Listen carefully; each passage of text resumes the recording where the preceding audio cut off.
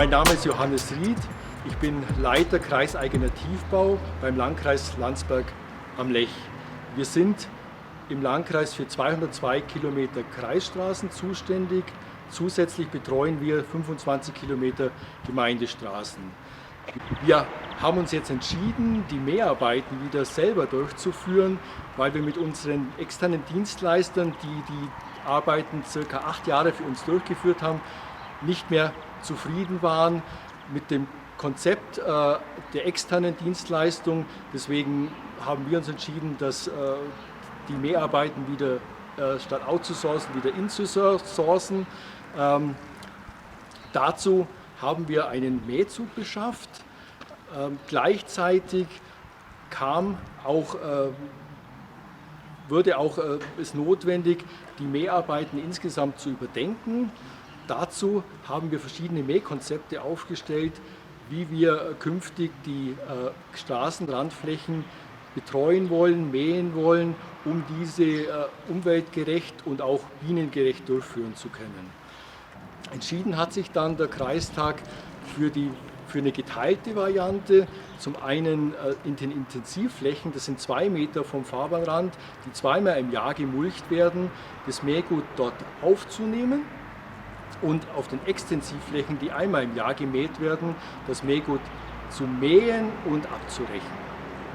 Der Grund für diese Entscheidung ist, dass beim normalen Mulchen das Mähgut am Rand auf der Fläche liegen bleibt, die Flächen überdüngt werden, die Gräser, die Artenvielfalt verstickt, kein Licht bekommt und deswegen eine Artenarmut entsteht, die nur noch aus ein paar Gräsern entsteht.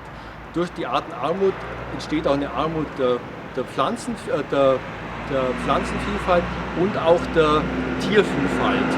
Insbesondere für Fluginsekten bietet der Straßenrand keine Nahrung. Deswegen das neue Konzept. Wir saugen das Mähgut ab, die Straßenrandflächen werden magerer.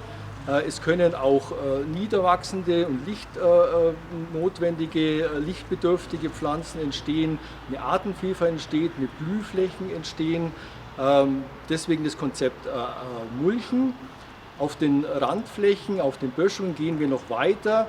Da möchten wir das Mähgut durch Rechen aufnehmen, weil dort auch dann Bodeninsekten, die da sonst abgesaugt werden würden, dort liegen bleiben können.